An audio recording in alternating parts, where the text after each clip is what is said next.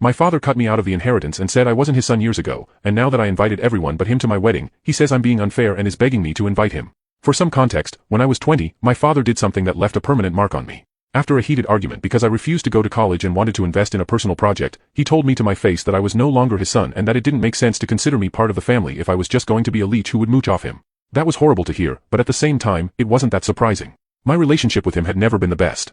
He was always the type of person who believed respect meant total submission, and any opinion contrary to his was seen as a personal attack. So, for me not to do what he thought was the guaranteed path to success was like I'd committed the worst possible crime.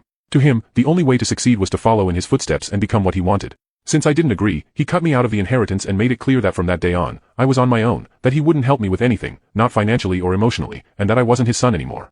I think he expected me to cave in and follow the future he had planned for me, like I usually did, but this time I didn't. Despite that, I tried for years to rebuild some kind of relationship with him. I called multiple times, tried to find ways for us to reconnect, even through small conversations, but he never budged. He was inflexible and seemed proud of having disowned me, and he wasn't going to take me back as his son until I did what he wanted. My mom always tried to smooth things over, saying he was just upset, but she knew, just as much as I did, that he really meant what he said. Now, years later, that's not a problem that bothers me anymore. I managed to build my career on my own, met someone special, and we're about to get married. Planning the wedding has been exciting, but when it came time to make the guest list, I realized I didn't want my father there, and it didn't make sense to invite him. He always went out of his way to push me away, ignored me when I tried to reach out, and honestly, I couldn't see the point in